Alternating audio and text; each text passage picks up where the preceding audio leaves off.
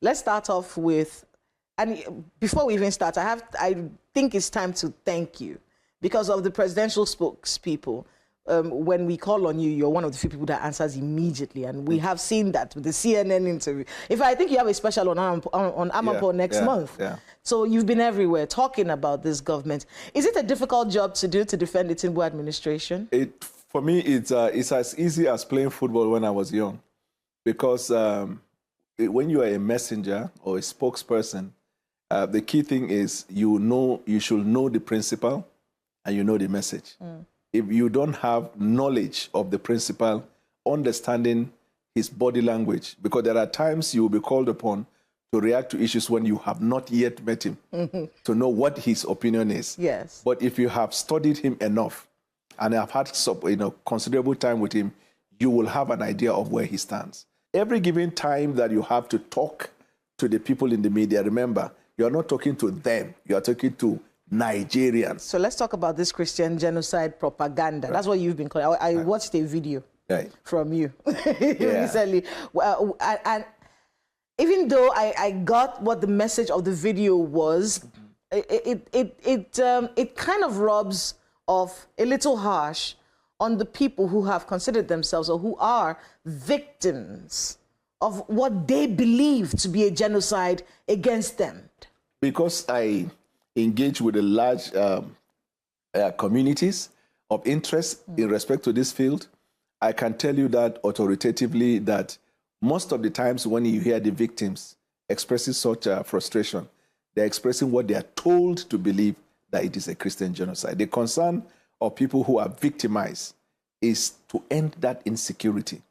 It's for them not to have their families killed. So you think someone is taking advantage of their grief? Yes. Yeah, sure. To what end? I just told you about the amplification by IPOB that the killings in Nigeria were motivated by religious sentiment. Take, for example, you mentioned Yelwata. If you, as journalists, do a little more of investigation, you'll find that there are conflicts in that part of the country that sometimes has been between members of the same clan. Community, true. Yeah, communal over the years, yes. But the picture portrayed for every insecurity in that place is a genocide against Christians, because it's convenient to say that because the people in that state predominantly are Christians. So take, for example, if you apply this same case scenario with a place like Zamfara, where you see killings as well in similar proportion, right? Or even if it is not as voluminous as that one, in this case, but it's similar. Why are they not saying there is a genocide of Muslims? You get the point. I understand. Because it is still killing, and the larger population of those who are suffering there as there. But if you don't tag a name that will be politically suitable to drive an agenda, then you cannot get international attention. Is it an agenda that has cost the government $9 million? You see, first of all, it's not even $9 million to begin with. And then secondly, it is really intriguing that even the opposition, I heard the other day, the new spokesman for the ADC, who sometimes says something before he thinks, now came up and said that engaging lobbies is wrong and all that. He may do well to ask his principal. If there's anybody who believes in that concept very well, it's his principal. But just so we're clear, these lobbyists were engaged by the Tinubu administration. Sure. You say it's not $9 million. Some people say it's $4.5 million, but it's renewable every 6 months. Those who have seen the document registered with the Department of State can tell that. But what is the key issue there? The key issue is what we call practice and procedure, right? In the United States of America. There are partner countries, like, for example, the United Kingdom. You look at the state of Israel, and you look at most of these advanced countries. They have lobbyists in Washington, D.C. on behalf of their government. Wouldn't it have been easier to get an ambassador? What's the hold-up? So in the UDC, in England and the rest of the world is different, but in the United States of America, the way it runs, even with the U.S. citizens and government, they still engage lobbyists. So even if we had an ambassador, we would still need lobbyists. All countries that are relating with the United States that have lobbyists have ambassadors. So are we getting the bang for our buck? Is our money working? Definitely. The journey started with the presidential directive for me to go and engage with the Western world, if you recall. And we achieved marked success, which brought us to the table. And then in order to further that conversation, it came up with these dynamics. But before then, it was not like that. And we knew it. How did we know? For example, in those days, anything that happens in Africa, the Western media rely on correspondence they have in those countries or sometimes third-party information. And they blow it. And oftentimes, agenda is driven along that line. And President, in his usual wisdom, he now felt nobody can tell the story better than us. And he said, go and speak to the Western media. And I can tell you, because if you check CNN, Reuters, Washington Post, Wall Street Journal, AP, BBC, Sky News, all of them, as soon as we return, because of that engagement, their findings is that they agree with us. Has the New York Times ever reached out to you? Yeah, they have. Did you do the interview? Yes, I've granted interview. Or for the Tinubu administration? Yes, under the Tinubu administration. Because the story that we're getting from the New York Times, and for those who don't quite know how we old the magazine people, yeah. I always had a copy of the New Yorker with me. Which is different from the New York Times. Right. So the New York Times came up with this, and the New Yorker just finished celebrating the anniversary, by the way. But back to the New York Times. They did this crazy story that I'm still scratching my head about this story about Emeka, the screwdriver seller. No, it's not a story. Is this real? It's real. Let me tell you. But the argument that people have had is that this was poor journalism on the part of the New York Times. Why? Because in their rhetoric, in many ways, some people have said, was against Donald Trump. So one of the plans would be to make it look like the intelligence that you used to do an airstrike in another country came from an unverified source. So what do you do? But in the midst of doing that, you've created a problem for Emeka and for the Southeast. No. But what do you talk about Washington Post, which is also owned by somebody who is supportive of Donald Trump? They have, in fact, I've granted Washington Post interview. As a matter of fact, yesterday I was also on communication. In Nigeria, a Washington Post journalist arrived in Nigeria yesterday, and I think they're in the office of the NSA, covering this U.S. Nigeria committee, right? And she is there. They reported. Also, this is Washington Post, owned by Jeff Bezos, if I'm not mistaken, who is now sympathetic of Donald Trump. They also said it's a hoax. So you see, they say the Christian genocide is a hoax. Yes, they said there's no evidence to substantiate. Is it that you agree with the New York Times story that the concept was from? It's not only I agreed. I had said it before them. All you need to do is look at the interview I granted Sheun Okimbaloye. You have it in your archive, in which I came with the report of the IPOB.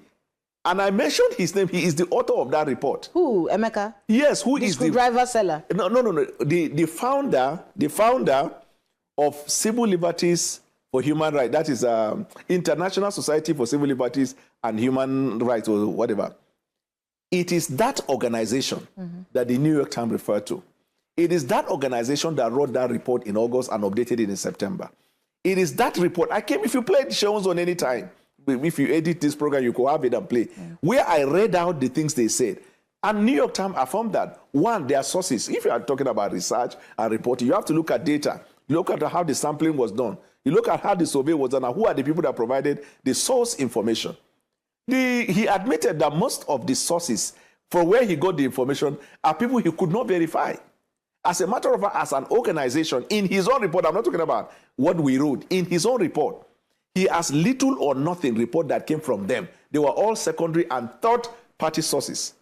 Now, and then when you look at the same report and you look at his impression about IPOB and ESM from the first page to the last page, he refused to admit that there was an ESM and that they killed people in the Southeast. As a matter of fact, what he said in that same report, he said that the killings in the Southeast were perpetrated by the Nigerian security forces and under the pretext that they are saving the Nigerian people against ESM, and that because ESM is affiliated to Israel, so as to draw the sympathy of the Israeli. That was the report that Ted Cruz referred to.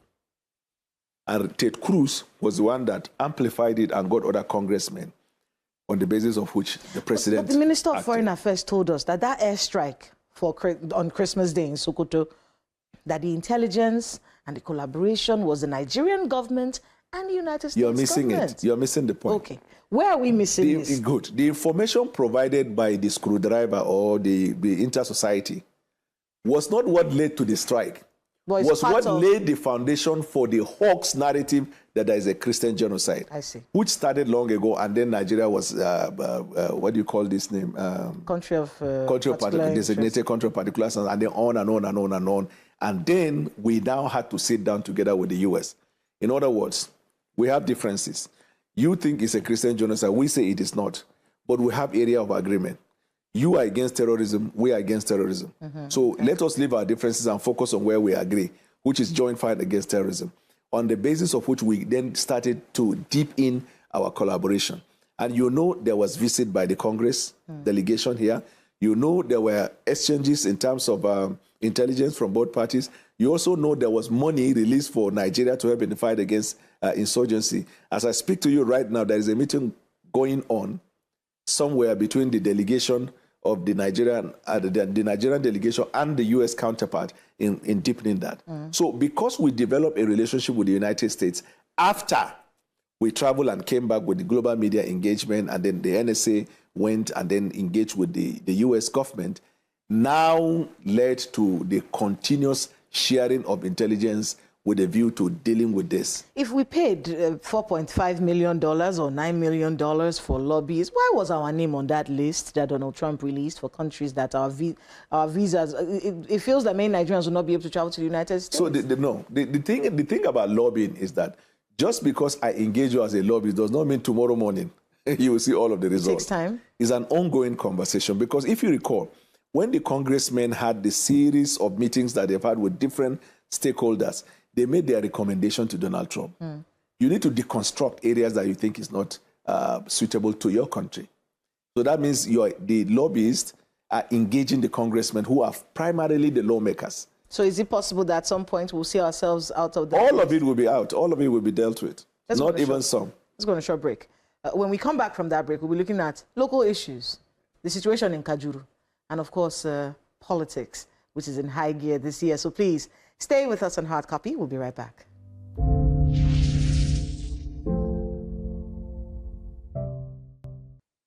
Welcome back to Hard Copy right here on Channels Television. If you've just joined us, Mr. Daniel Bwala is with us this evening. Thank you so much for being with us. Thank you. All right, so let's go to Kajuru.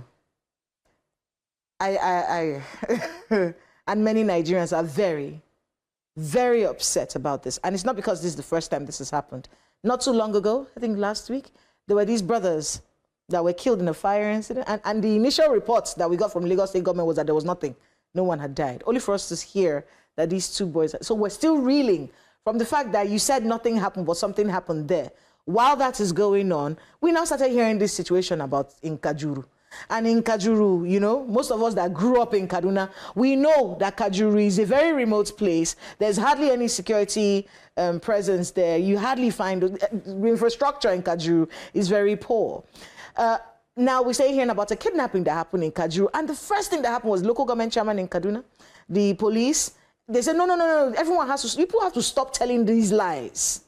Stop telling these lies. Nothing of the sort happened. Only for us to now hear, after Mr. Bwala, 177 people, some people escaped. And so we're now wondering, was saving face more important than saving lives? That may be wrong.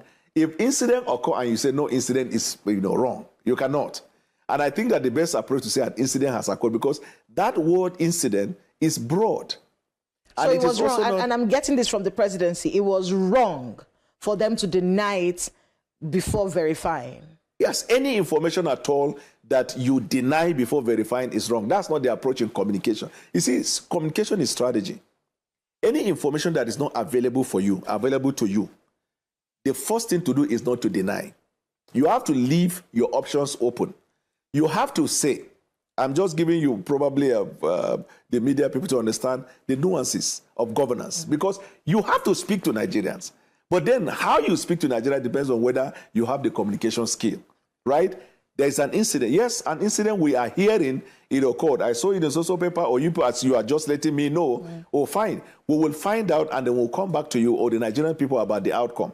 But when the denial is first before finding out, you are giving a negative impression, right, on yourself and the organization you represent. So let's talk politics as we wrap up. So we had the APC chairman on this program. First interview of the year. And he says, no, the leader of the party in any state is the governor. If the governor belongs to the APC, then that governor is the leader of the party in the state. That's what Professor Yowada said to us at the beginning of this year. Yeah. And then after that, we started seeing what was happening with Minister Wike and Governor Fubara, and then impeachment proceedings started. And then the courts is doing this, and then we're here. It's all over the place. What does the presidency stand? You stand with the APC? The president. What does the president see? Yeah. And the president himself? So the president is a product of a political party. You cannot become a president in Nigeria unless you are sponsored by a political party. Thankfully, the political party that the president won the election on is a party he helped to build. So it's not like he's not emergency candidate like Peter Obi, looking for platform but never having to stay. Every Eke market day. every Eke market day. So, the president understands party structure. He has always emphasized respect for party leadership and structure. The party is the one that speaks on behalf of the ideology for which it canvasses. And in APC, I don't know of other political party, in APC that I know, governors in states are the leaders of the party in the state, right? Like Lagos State now, where President Bwala Tinubu comes from, he's a father to the governor. The governor is one of the many prodigies. But the Lagos State governor is the leader of APC in Lagos State. The president is the leader of the party in Nigeria, right? So, and we don't have an exception to the rule. In APC, the standards practices, it applies to everybody. So, yes, to answer your question, I agree with the point highlighted by the national chairman that in Rivers State, Governor Fubara is the leader of APC party in Rivers State. Now, you made mention of Wike. Wike is not a member of APC, so he can't speak for APC. I don't know whether I get the point. He may be the leader of PDP in Rivers State because he was a former governor and they don't have a governor at the moment. But in APC, the leader of the party in Rivers State is Governor Fubara. This impasse, people have this impasse between Wike and Fubara. Many people are asking President Bola Tinubu to wade in again. And I remember in the conversation, we're like, the president waded in. There was a state of emergency. Someone else was in government trying to settle this matter. They hugged. It was a very strange reconciliation, though, because, when you're hugging someone and your eyes are not smiling, we can tell that this, you've not really settled what this is. But we thought, okay, the adults have spoken. And when the adults in the room are in the conversation, the younger ones, you have to be calm, So we figured, okay, the adults had spoken. But then we're seeing this happen again. And then impeachment proceedings against the governor. Should the president weigh in on this again? Somebody, they had a dinner in which the wife put too much salt. And the husband was complaining. He said, President Tinubu should weigh in. So that's how Nigeria is now. Somebody drove and then they overtake and another person stopped. The president has the truth. I think we are running a monarchical government. President believe in the rule of law and a rule-based practice, right? With respect to the party affairs, what the national chairman said is the position president sticks to because he respects party procedure. Wike is afraid that he's going to be used and dumped. Or at least some people say that Wike may be used and dumped by this government. And he has done quite a lot for this administration. I don't think it will lie. You say he has done a lot in the administration. So also he was given that privilege a lot in that administration. I mean, we have had people who complain that as a cabinet member, Wike enjoyed more benefit than anything. When you leave a treasury single account. He delivered more than most. If they are given the resources that he has and unfettered access, they will do more. So Wike has been adequately compensated. You see, the president believes in compensating people. Compensating people not at the expense of the interest of Nigeria. You have to understand President Bola Tinubu. He will give you latitude. He will give you privilege, but not at the expense of what is the right thing to do. Now, when you cross that line, nobody will tell you. You will know. So the matter between Wike and Fubara is already handled. Handled in the sense that you ask the question, who is the leader of the party? In this case, we say is the governor. If you want the president to travel to Rivers and then carry a microphone and say is the governor. No, to sort out the impeachment, maybe. No, for the impeachment procedure is consistent with the practice of law, right? Okay. And the requirement. And then the governor would deal with it. There have been orders of court that stopped the impeachment, right? the party is clear. Nobody should stop Fubara from governing the state. And that one should be clear to everybody, that the party sticks with the leaders of the party in their respective state. Okay. In fact, the president even respects the right of a state in which a PDP governor is a governor, and maybe somebody, APC, wants to disturb him. He believes that the governor should be allowed to govern the state. Okay. That is his disposition. That's his approach. Julius Abure says he's going to appeal this judgment from the Federal High Court. If the Labour Party gives that ticket, if somehow Peter Obi comes back to the Labour Party... Don't call if. What do you mean don't call if? He's in ADC right now. No, he's in the valley of decision. Let me tell you this. the Labour Party is giving the ticket to Dati. So Peter Obi doesn't stand a chance of getting... No, if he doesn't get the ticket in the ADC and Atiku gets that ticket... He will never get the ticket. He may have to come back to the Labour Party. He will never get the ticket in ADC.